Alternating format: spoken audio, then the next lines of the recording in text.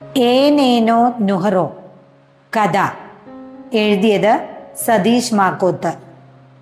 ഓർക്കാപ്പുറത്താണ് അമ്മച്ചി വീണത്. വിവരമറിഞ്ഞയുടനെ ബിൻസിയും അളിയനും പൊടിമില്ലും പൂട്ടി വീട്ടിലേക്കെത്തി. അവരെ കണ്ട അമ്മച്ചി ചീറ്റി. സജീവൻ വന്നില്ലായിരുന്നേ, കാണായിരുന്നു നിന്റെയൊക്കെ കൊണവതിയാരം. ചുമ്മാതല്ലല്ലോ, കാശ് വാങ്ങിയിട്ടല്ലേ സജീവണ്ണൻ വരണത്.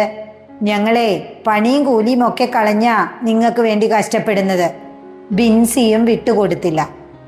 അമ്മച്ചി അപ്പോൾ നയമൊന്ന് മാറ്റിപ്പിടിച്ച് പെറ്റ് പുറത്തോട്ട് വന്നപ്പോൾ മുതൽ തൂറിപ്പെടുത്ത് കരപ്പൻ പിടിപ്പിച്ച് മൂക്കള ഒലിപ്പിച്ച് വിരകേറിയ വയറും ഇടാൻ തുണിയും ഞണ്ണാൻ ചോറും പഠിക്കാൻ ബുക്കും കെട്ടിച്ചു വിടാൻ സ്വർണവും വരെയുള്ള ജീവചരിത്ര താളുകൾ ഒറ്റ ശ്വാസത്തിൽ മറിച്ച് ആജീവനാന്ത ആഗ്രഹമായ ഏഴരപ്പള്ളി തീർത്ഥാടനത്തിന്റെ ചീട്ട് ഒരിക്കൽ കൂടി പുറത്തേക്കിട്ടു.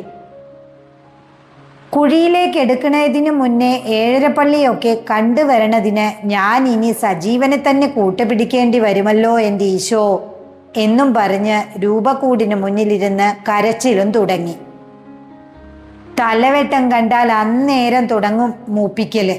ചുമ്മാതാണോ ഈ വീട്ടിൽ വേലക്കാരൊന്നും വാഴാത്തതെന്നും പറഞ്ഞ് അടുക്കള തിണ്ണയിലിരുന്ന് ബിൻസിയും കരഞ്ഞു.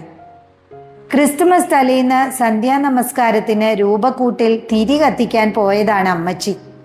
കാല് തെറ്റി തല ടീപ്പോയുടെ വശത്തിടിച്ചു. നെറ്റി പൊട്ടി ചോര വന്നു. ചോര കണ്ട അപ്പച്ചൻ ഫോൺ എടുത്ത് ബിൻസിയെ വിളിച്ചു. ബിൻസി സജീവനെ വിളിച്ചു. നീല നിറത്തിൽ പച്ച ബോർഡറിട്ട് ഐശ്വര്യക്കുട്ടി എന്നെഴുതിയ ഓട്ടോയുമായി സജീവൻ വന്നു. മണ്ണാഞ്ചേരിയിലെ ലിറ്റിൽ ഹാർട്ട് ഹോസ്പിറ്റലിൽ കൊണ്ടുപോയി. 6 സ്റ്റിച്ചുണ്ടായിരുന്നു. അമ്മച്ചിയെ കണ്ട് മടങ്ങിയെത്തിയ ഉടനെ അളിയൻ എന്നെ വിളിച്ചു. മുറിയിലെല്ലാം ക്യാമറ പിടിപ്പിക്കണം, അതാണ് അത്യാവശ്യം. അല്ലേല് അവിടെ എന്താ നടക്കുന്നതെന്ന് നമ്മൾ അറിയേല. ഒട്ടും അമാന്തിക്കാതെ പാർത്ഥനെ വിളിച്ച് അമ്മച്ചിയുടെയും അപ്പച്ചൻ്റെയും മുറിയിലും സിറ്റൗട്ടിലുമായി 3 ക്യാമറകൾ പിടിപ്പിച്ചു. വട്ടമിട്ട് പറക്കുന്ന പരുന്തിനെ പോലെ ക്യാമറ കണ്ണ് അമ്മച്ചിയുടെ കട്ടിലിന് മുകളിലൂടെ കിടപ്പുമുറിയുടെ വാതിലും കടന്ന് ഡൈനിങ് ഹാളിനെ ചുറ്റിപ്പറന്ന് ഒന്നൊഴിയാതെ കാഴ്ചകൾ ഒപ്പിയെടുത്തു. എല്ലാം കാണുന്ന കർത്താവിൻ്റെ കണ്ണുപോലാ ഈ കുണ്ണാണ്ടം, അമ്മച്ചി പറഞ്ഞു. എനിക്ക് ഏകദേശം 10 വയസ്സ് കാണും. അത്തിപ്പറമ്പിലെ ചാക്കൂച്ചിന്റെ പീടികയുടെ മുന്നിലെ തെങ്ങിൻ പാലവും കയറി അമ്മച്ചിയുടെ കയ്യും പിടിച്ച് വലിയ പള്ളിയിൽ ജോൺ സാമുവൽ അച്ഛൻ്റെ സിംഫണി കേൾക്കാൻ പോയ ദിവസം പള്ളിയിൽ വെച്ച് ആബേൽ അമ്മയെ കണ്ടു. അമ്മച്ചിയുടെ വകയിൽ ഒരു പേരപ്പൻ്റെ മൂത്ത മോളാണ് ആബേലമ്മ. ജോണച്ചൻ്റെ ഏനേനോ നുഹറോ 2 കേട്ട് അന്ന് അമ്മച്ചിയുടെ കണ്ണു നിറഞ്ഞു. കണ്ണിൻ്റെ വശത്തൂടെ കോരി ഒഴിച്ച പോലെ കണ്ണുനീര് താഴോട്ടൊഴുകി കവിളിലൂടെ കഴുത്തിലോട്ട് വീണ് ചിതറി. കർത്താവീശോ ശിഷ്യഗണത്തോട് പറഞ്ഞതല്ലേ, കേൾക്കുമ്പം മനസ്സിനകത്തുനിന്ന് അറിയാതെ വന്നു പോകുന്നതാണ് ഈ കണ്ണീര്. കണ്ണീര് തുടച്ചുകൊണ്ട് അമ്മച്ചി പറഞ്ഞു, എൻ്റെ കുഞ്ഞേലി, മനസ്സമാധാനം കിട്ടണേല് നീ ഏഴരപ്പള്ളി തീർത്ഥാടനത്തിന് പോണം. മൂത്ത കൊച്ചൻ ഓസ്ട്രേലിയന്ന് വന്നപ്പോൾ വാങ്ങിയ പുത്തൻ മാരുതി കാറിൽ ഞങ്ങളെല്ലായിടവും പോയി. 5 തിരുമുറിവുകളും കണ്ടയാളുടെ കാലുകൾ പതിച്ച മണ്ണിലൂടെയുള്ള നടത്തം, എന്താ അതിൻ്റെ ഒരു സുഖം. ഇനി ഈ ജന്മം ഒടുങ്ങിയാലും സാരമില്ല.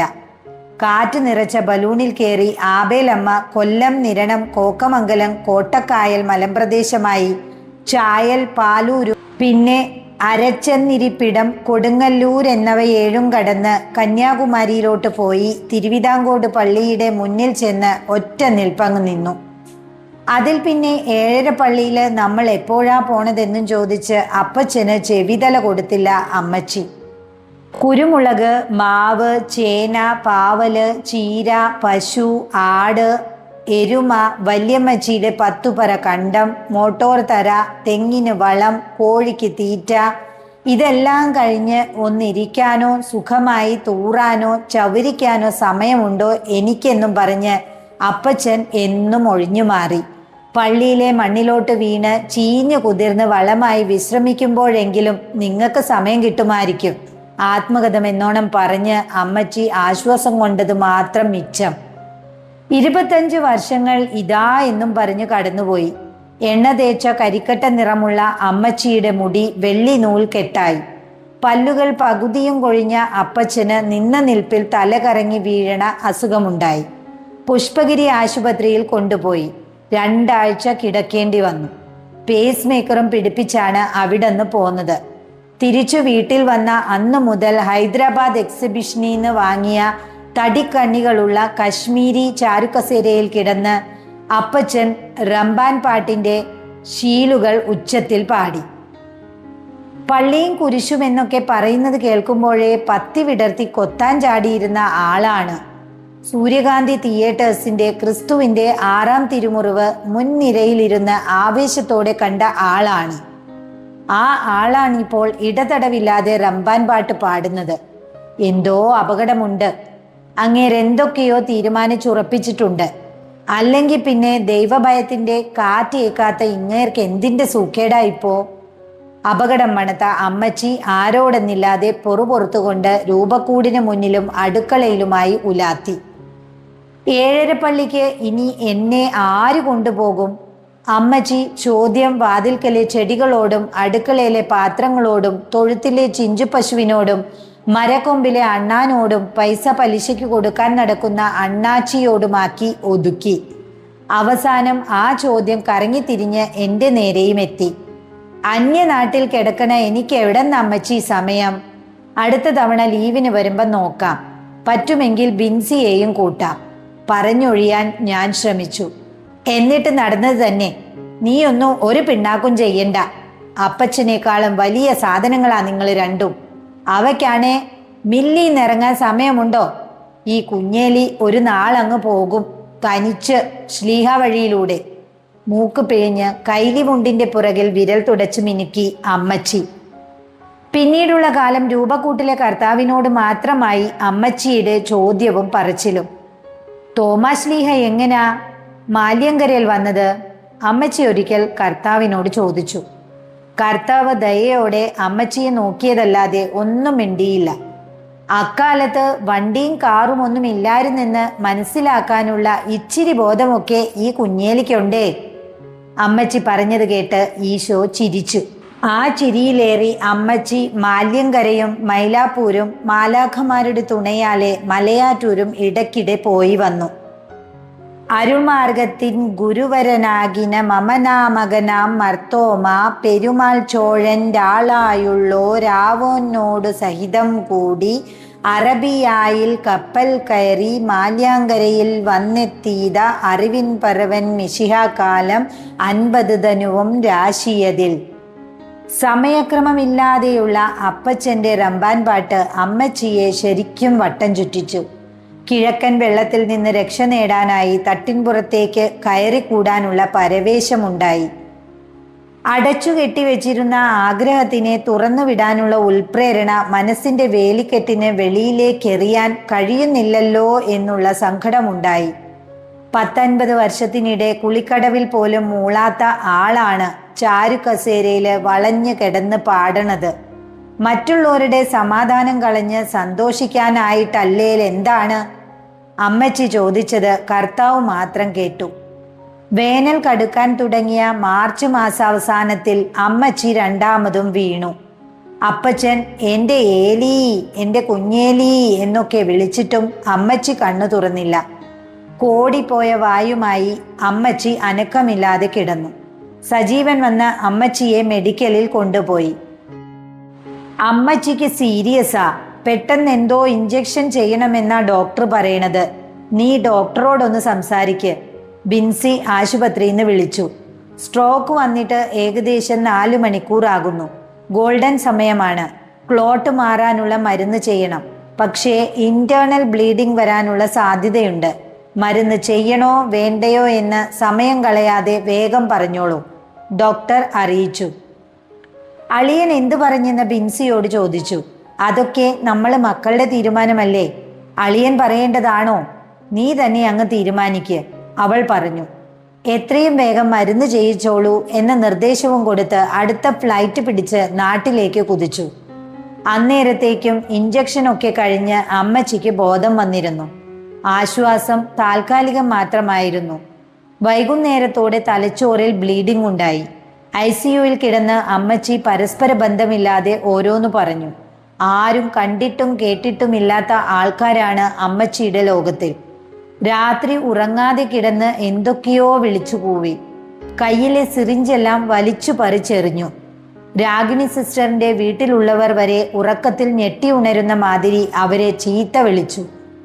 ശല്യം കൂടിയപ്പോൾ സിസ്റ്റർ അമ്മച്ചിയുടെ കൈ രണ്ടും ബെഡിൽ കെട്ടിയിട്ടിട്ട് കൂട്ടിരിപ്പുകാരെ വിളിപ്പിച്ചു. എന്നെ കണ്ട അമ്മച്ചി ബെഡിൽ നിന്നും ചാടി എഴുന്നേൽക്കാൻ ശ്രമിച്ചു. ബിൽസ, നീ സമയത്തിന് വന്നത് ഭാഗ്യം, അല്ലെങ്കിൽ ഇവരെന്നെ കൊന്നേനെ. അവളുമാരൻ്റെ കഴുത്ത് ഞെരിച്ചൊടിച്ചു. ദാ കണ്ടില്ലേ അതിൻ്റെ പാട്. കഴുത്തിന് ചുറ്റും വിരലോടിച്ചുകൊണ്ട് അമ്മച്ചി പറഞ്ഞു. ഒത്തിരി മരുന്ന് ചെല്ലുന്നതല്ലേ, ഹാലൂസിനേഷനൊക്കെ ഉണ്ടാകും, പതുക്കെ പതുക്കെ ശരിയായിക്കോളും, രാഗിണി സിസ്റ്റർ സമാധാനിപ്പിച്ചു. 4-5 ദിവസമെടുത്തു അമ്മച്ചിയൊന്ന് ശാന്തമാവാൻ. ഓർമ്മ തിരിച്ചു കിട്ടി. വർത്തമാനം കൂടുതൽ സ്പഷ്ടവും ഉറച്ചതുമായി. സൈലന്റ് സ്ട്രോക്ക് പലതവണ വന്ന ആളാണ്. ഷുഗറും പ്രഷറും നിയന്ത്രിക്കണം. ആയാസപ്പെട്ട പണികൾ ഒന്നും ചെയ്യരുത്. ദേഷ്യം നിയന്ത്രിക്കണം. വറുത്തത് പൊരിച്ചത് എണ്ണ പലഹാരങ്ങൾ ഒഴിവാക്കണം. കുറിപ്പടിയില്ലാത്ത കുറേ മരുന്നുകൾ കൂടി ഡിസ്ചാർജ് സമയത്ത് ഡ്യൂട്ടി ഡോക്ടർ സഹതാപം പുരട്ടി നൽകി. എന്നെ കൊണ്ട് പഴയ പോലെ എന്തേലും ചെയ്യാൻ പറ്റുമെന്ന് തോന്നണില്ല. ആശുപത്രിയിൽ നിന്ന് മടങ്ങുമ്പോൾ അവശതയാർന്നൊരു ശരീരത്തിന്റെ ദുർബലമായ ശബ്ദം കേട്ടു. 2 വർഷത്തിനുള്ളിൽ 22 പേരാണ് നമ്മുടെ വീട്ടിൽ ജോലിക്ക് വന്നു പോയത്. ഇനി നാട്ടിൽ ആളെ കിട്ടുമോ എന്ന് കണ്ടറിയണം, ബിൻസി പറഞ്ഞു. ആദ്യത്തെ വേലക്കാരി ബീനയായിരുന്നു. 1 മാസമായപ്പോഴേ അമ്മച്ചി പറഞ്ഞു, അടുക്കളയിൽ കയറിയാൽ തുമ്മല് തുടങ്ങും അവൾക്ക്. അതിനെയൊക്കെ വേലയ്ക്ക് വെച്ചാൽ വല്ല രോഗവും വന്ന് ഞങ്ങളും ചത്തുപോകും. മോളിയും പത്മിനിയും എൽസയും കുളിക്കാതെയാണ് വന്നിരുന്നതെന്ന് അമ്മച്ചി മണത്തറിഞ്ഞു. രേവമ്മയ്ക്കും ലീലാമ്മയ്ക്കും സമയനിഷ്ഠയില്ല. വെളിച്ചെണ്ണ കോരി കോരി ഒഴിച്ചാണ് കോമള മീൻ വറുത്തത്. സുഹറ സ്റ്റൗ കേടാക്കി.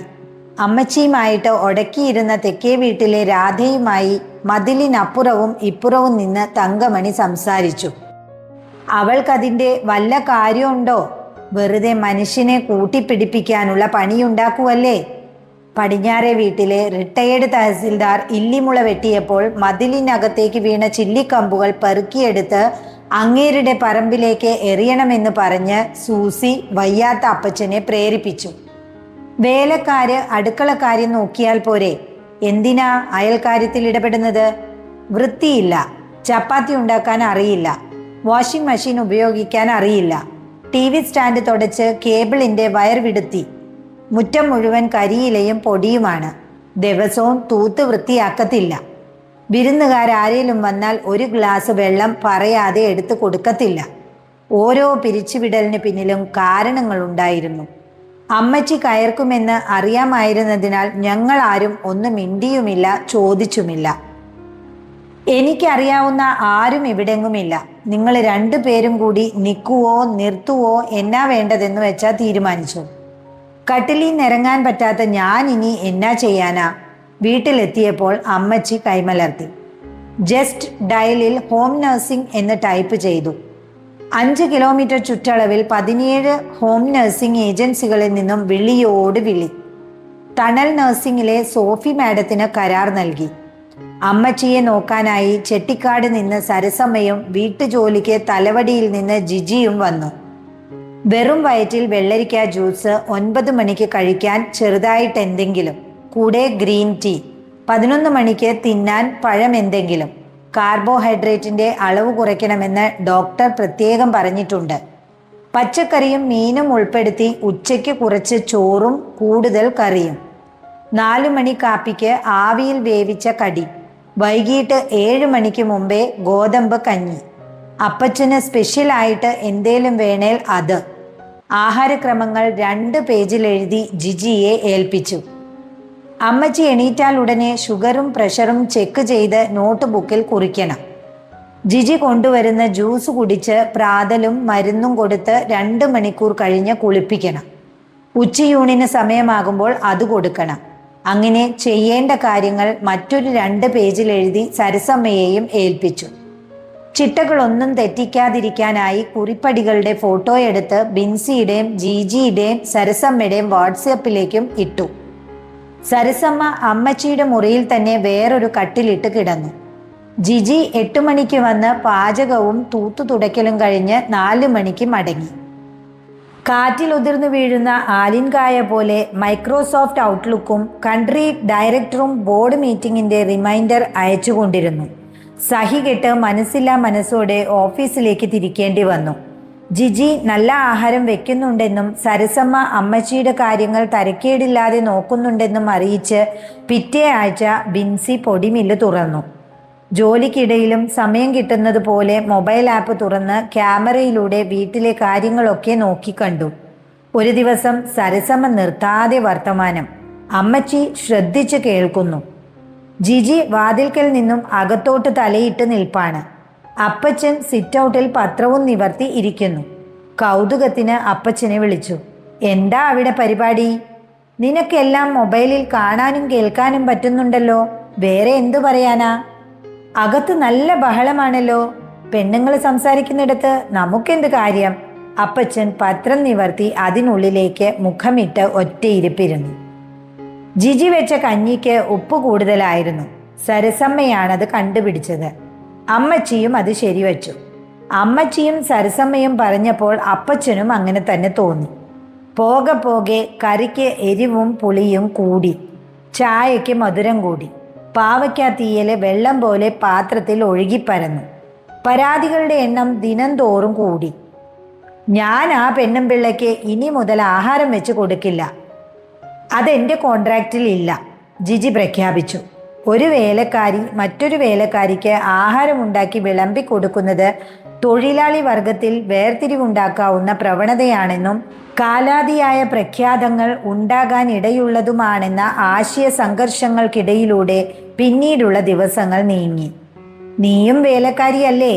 അടുക്കളയിലോട്ട് വന്ന് എന്തേലും ഉണ്ടാക്കി അണ്ണാക്കിലോട്ട് കയറ്റിയാൽ മുടി അഴിഞ്ഞു പോവുമോ അതോ മൂട് ഒലഞ്ഞു പോവുമോ എന്ന് ജിജി സരസമ്മയോട് ചോദിച്ചത് പ്രശ്നം സങ്കീർണമാക്കി. ഹോം നഴ്സിനെ വേലക്കാരി എന്ന് വിളിച്ച് ആക്ഷേപിച്ചതിന് സോഫി മാഡം ഇടപെടേണ്ടി വന്നു. കുറ്റവും കുത്തുവാക്കും കേട്ട് പണി ചെയ്യാൻ എന്നെ കൊണ്ടാവില്ല, ജിജി വാതിൽക്കൽ കുത്തിയിരുന്നു. അതോടെ പ്രശ്നം പിടിയിലൊതുങ്ങാതെ വഴുതി. കുത്തുവാക്ക് എന്നത് അവള് എന്നെ ഉദ്ദേശിച്ച് പറഞ്ഞതാണ്. അമ്മച്ചി ജിജിയുടെ ആഹാരം ബഹിഷ്കരിച്ചു. അപ്പച്ചൻ രേവതി ഹോട്ടലിൽ നിന്ന് പാർസൽ വാങ്ങി. സരസമ്മയും ജിജിയും ക്യാമറയില്ലാത്ത മുറികൾ തിരഞ്ഞെടുത്ത് കീരിയും പാമ്പും കളിച്ചു. ഞാൻ രക്തസമ്മർദ്ദത്തിന് മരുന്ന് കഴിക്കാൻ തുടങ്ങി. മാസാവസാനമായപ്പോൾ അമ്മച്ചിയുടെ നില നല്ലവണ്ണം മെച്ചപ്പെട്ടു. തനിയെ എഴുന്നേറ്റ് നിൽക്കാം, മുറിയിലൊക്കെ നടക്കാം, സ്വന്തം കാര്യം ചെയ്യാമെന്നായി. പൈസയ്ക്കായി സോഫി മാഡം വിളിച്ചു. എങ്ങനാ സാർ, സരസമ്മയും ജിജിയെയും തുടർന്ന് നിർത്തണോ? നിർത്താതെ വേറെ മാർഗമില്ല. എങ്കിലും ഒരു ഉറപ്പിനു വേണ്ടി ഞാൻ അമ്മച്ചിയെ വിളിച്ചു. എങ്ങനാ, 2 പേരെയും തുടർന്നു നിർത്തട്ടെ? അമ്മച്ചി 23ാമത്തെ അമ്പ് തൊടുത്തുകൊണ്ട് പറഞ്ഞു. 2ഉം കൂടി ചുമ്മാതെ കിടന്ന് വഴക്കിട്ട് മനുഷ്യന്റെ സ്വസ്ഥത കളയുവാ ഇവിടെ. ആ ജിജിയെ അങ്ങ് പറഞ്ഞു വിട്ടേക്ക്. ഉറപ്പാണോ? 2 മിക്സിയും 4 ചട്ടിയുമാ പോയത്. അറിയുമോ നിനക്ക്? പൊട്ടിയ ചട്ടിക്ക് പകരം 2 എണ്ണം അപ്പച്ചൻ ഇന്നലെ ചന്തയെന്ന് വാങ്ങിക്കൊണ്ടുവന്നു. മിക്സി അങ്ങനാണോ? വില കൂടിയ സാധനമല്ലേ? ചില്ലറ നാശമാണോ ഇതുങ്ങൾ ഇവിടെ ചെയ്യുന്നത്? കുപ്പി ഗ്ലാസ് പൊട്ടിച്ചതിൻ്റെ കണക്കാണേ പറഞ്ഞിട്ട് കാര്യമില്ല. ആരോഗ്യം ശരിയല്ലല്ലോ എന്ന് വെച്ച് മാത്രമാ ക്ഷമിക്കണത്. എന്നാത്തിനാ 2 വേലക്കാര്? ചുമ്മാ പൈസ കളയാൻ. 2ാം മാസാവസാനവും സോഫി മാഡം വിളിച്ചു. എൻ്റെ കാര്യമെല്ലാം ഞാൻ തനിയെയാണ് ചെയ്യുന്നത്. ബാത്റൂമിൽ പോകുന്നതും കുളിക്കുന്നതുമൊക്കെ തനിയെയാണ്. എനിക്ക് ഇച്ചിരി മരുന്നെടുത്ത് തരുന്നതാണ് അവക്കിപ്പോൾ ആകെയുള്ള പണി. ഏതു നേരവും മൊബൈലും പിടിച്ചിരിപ്പാണവള്. ഹോം നേഴ്സ് അല്ലേ, അടുക്കളയിലോട്ട് കയറത്തേ ഇല്ലിവള്. ഇന്നലെ കുറ്റി അടുപ്പയിലേക്ക് അരിക്കലം പൊക്കി അപ്പച്ചൻ്റെ നടുവെട്ടി. ഹാർട്ട് ഓപ്പറേഷൻ ചെയ്ത ആളാ. കൊട്ടൻ ചുക്കാതിയും പെരട്ടിയാ നടക്കണത്. കഷ്ടം തോന്നുമെടാ കണ്ടാല്. ഇതുങ്ങൾക്ക് നമ്മൾ കാശ് കൊടുക്കുന്നത് ചുമ്മാതാ. നീ കഷ്ടപ്പെടുന്ന പൈസയല്ലേ എന്ന് ഓർക്കുമ്പോഴാ എനിക്ക് വിഷമം. സരസമ്മയെയും പറഞ്ഞു വിടണോ? ഉദ്ദേശം മനസ്സിലായെങ്കിലും ചുമ്മാതെ ചോദിച്ചു. അപ്പച്ചനോട് ഞാൻ നേരാവണ്ണം ഒന്ന് സംസാരിച്ചിട്ട് എത്ര നാളായി എന്നറിയാവോ നിനക്ക്? മനുഷ്യര് വാ തുറന്നാൽ അപ്പം മുന്നിൽ മലർന്നടിച്ചോണ്ട് വരും അവള്. എനിക്കങ്ങ് ചൊറിഞ്ഞു കയറും. നിവൃത്തികേട് കൊണ്ടാ ഇത്രയും നാള് സഹിച്ചത്. നമുക്കിവിടെ ആരെയും വേണ്ട മോനെ. നീ സോഫി മാഡത്തിനോട് പറഞ്ഞ് ആ ചെട്ടിക്കാടിനെ അങ്ങ് പറഞ്ഞു വിട്ടേക്ക്. അമ്മച്ചിക്ക് അന്നേരം നിലത്തൊക്കെ ആഞ്ഞു ചവിട്ടാനുള്ള ആവതുള്ളതായി തോന്നി. സ്വകാര്യത എന്നത് പ്രായം കൊണ്ട് അടർത്തി മാറ്റാനുള്ള ഒന്നല്ല എന്ന തിരിച്ചറിവിൻ്റെ പരവതാനി എൻ്റെ മുന്നിലേക്ക് നീണ്ടു നിവർന്നു വീണു. 24 ഞാൻ എണ്ണി. ക്രമേണ അമ്മച്ചി മുറിക്ക് പുറത്തേക്കൊക്കെ ഇറങ്ങി. സിറ്റൗട്ടിലിരുന്ന് അപ്പച്ചൻ പത്രം വായിക്കുന്നതും അമ്മച്ചി വാരിക മറിക്കുന്നതും അപ്പച്ചൻ്റെ തമാശ കേട്ട് അമ്മച്ചി ചിരിക്കുന്നതും അമ്മച്ചിയുടെ ദേഷ്യം കണ്ട് അപ്പച്ചൻ കയർക്കുന്നതുമൊക്കെ ജോലി തിരക്കിനിടയിലും ക്യാമറയിലൂടെ ശ്രദ്ധിച്ചു. മുറിയിൽ അമ്മച്ചിയെ കാണാതാവുമ്പോൾ സിറ്റ് ഔട്ടിലെ ക്യാമറ നോക്കും. അവിടെ കണ്ടില്ലേൽ അപ്പച്ചൻ്റെ മുറിയിലെ ക്യാമറ നോക്കും. അവിടെ കണ്ടില്ലെങ്കിൽ ഒരു ഉത്കണ്ഠ ഉണ്ടാകും. അപ്പോൾ അമ്മച്ചിക്ക് ഫോൺ ചെയ്യും. നീയൊക്കെ കൂടി മനുഷ്യന് ഒരു സ്വൈര്യവും തരത്തില്ലേ എന്ന് ചോദിച്ച് അമ്മച്ചി തട്ടിക്കയറും. എങ്കിലും വലിയ കുഴപ്പങ്ങളില്ലാതെ കാര്യങ്ങൾ നടക്കുന്നുണ്ടല്ലോ എന്നുള്ള ആശ്വാസമുണ്ടായിരുന്നു. അങ്ങനെ ഇരിക്കെയാണ് ഒരു നാൾ ഫോൺ ചെയ്യുന്നതിനിടയിൽ അമ്മച്ചിയുടെ ചോദ്യമുണ്ടായത്. എന്നാടാ നമ്മൾ ഏഴരപ്പള്ളി തീർത്ഥാടനത്തിന് പോവണത്? എന്നാണ് പോവേണ്ടതെന്ന് പറഞ്ഞാൽ മതി, ഞങ്ങൾ വരാം. ഞാൻ പറഞ്ഞു. എത്ര ദിവസത്തേക്ക്? ലീവ് കുറവാണ്. പോരാത്തതിന് കൊച്ചിന് ക്ലാസ്സുമുണ്ട്. 2-3 ദിവസം പോരെ? 2 ദിവസത്തിനുള്ളിൽ എങ്ങനെ പോയി വരും? നടക്കില്ല. നിരാശ ബാധിച്ച സ്വരം. ഒന്ന് കറങ്ങി വരുന്നതിന് അത് തന്നെ ധാരാളം. അമ്മച്ചിയുടെ ശബ്ദം ഇടറി. അതാ പറഞ്ഞത് നടക്കില്ലാന്ന്. ശ്ലീഹ തിരുമേനി പോയ പോലെ മാല്യങ്കരേന്ന് തിരുവിതാംകോട് വരെ നടന്നും വള്ളത്തിലുമൊക്കെ. പറ്റുമോടാ 2 ദിവസം? ചിരിയാണ് വന്നത്. നേരെയും ചൊവ്വേയും നിവർന്നു നിൽക്കാനാവതില്ലാത്ത ആളുടെ ആഗ്രഹം. അതിന് നടക്കാനും വള്ളത്തെ കയറാനുമുള്ള ആരോഗ്യമൊക്കെയുണ്ടോ അമ്മച്ചിക്ക്? നിനക്ക് പറ്റുമോ ഇല്ലയോ എന്ന് പറ. ഷാഢ്യം മുഴങ്ങുന്ന സ്വരം. മറുപടി പറയാതെ ഞാൻ ഫോൺ കട്ട് ചെയ്തു. പിറ്റേന്ന് ഓഫീസിൽ അത്യാവശ്യമായ ചില ഫയലുകൾ തിരയുന്ന തിരക്കിലായിരുന്നു. ബിൻസിയുടെ വിളി വന്നു. ഫോൺ കട്ടു ചെയ്തതിന് അമ്മച്ചി ബിൻസിയെ വിളിച്ച് പരാതിപ്പെട്ടിട്ടുണ്ടെന്ന് കരുതി തന്നെ ചോദിച്ചു. അമ്മച്ചി വല്ലതും പറഞ്ഞോ നിന്നോട്? അടക്കിയുള്ള കരച്ചിലായിരുന്നു മറുപടി. എന്തു പറ്റി? അമ്മച്ചി പിന്നെയും വീണടാ. സജീവനെ വിളിച്ചില്ലേ? സജീവ് അണ്ണൻ വേറെ ഏതോ അത്യാവശ്യ ഓട്ടത്തിലാണ്. ഞാൻ മില്ലും പൂട്ടി പോകുക. എന്താകുമോ എന്തോ. അടിവയറ്റിൽ നിന്നൊരാന്തൽ കഴുത്തിലേക്ക് ഉരുണ്ടുകയറി. മറുപടി പറയാതെ ഞാൻ ഫോൺ കട്ട് ചെയ്തു. പിറ്റേന്ന് ഓഫീസിൽ അത്യാവശ്യമായ ചില ഫയലുകൾ തിരയുന്ന തിരക്കിലായിരുന്നു. ബിൻസിയുടെ വിളി വന്നു. ഫോൺ കട്ടു ചെയ്തതിന് അമ്മച്ചി ബിൻസിയെ വിളിച്ച് പരാതിപ്പെട്ടിട്ടുണ്ടെന്ന് കരുതി തന്നെ ചോദിച്ചു. അമ്മച്ചി വല്ലതും പറഞ്ഞോ നിന്നോട്? അടക്കിയുള്ള കരച്ചിലായിരുന്നു മറുപടി. എന്തു പറ്റി? അമ്മച്ചി പിന്നെയും വീണടാ. സജീവനെ വിളിച്ചില്ലേ? സജീവ് അണ്ണൻ വേറെ ഏതോ അത്യാവശ്യ ഓട്ടത്തിലാണ്. ഞാൻ മില്ലും പൂട്ടി പോകുക. എന്താകുമോ എന്തോ. അടിവയറ്റിൽ നിന്നൊരാന്തൽ കഴുത്തിലേക്ക് ഉരുണ്ടുകൂടി. ക്യാമറയിൽ നോക്കി. അമ്മച്ചി കട്ടിലിൽ കിടക്കുന്നു. അപ്പച്ചൻ അമ്മച്ചിയുടെ കവിളിൽ തലോടിക്കൊണ്ട് അടുത്തിരിക്കുന്നു. കണ്ണിൽ ഇരുട്ട് കയറുന്നു. ക്യാമറ കാഴ്ചകൾ മങ്ങുന്നു. സജീവൻ വന്നിരുന്നെങ്കിൽ. കയ്യിൽ നിന്നും ഫോൺ വഴുതി.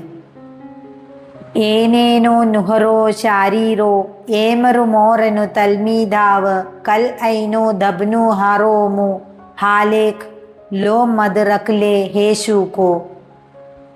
ജോൺ സാമുവൽ അച്ഛൻ പാടിയതിനേക്കാളും ഭംഗിയിൽ അമ്മച്ചി ഏനേനോ നുഹറോ പാടുന്നു.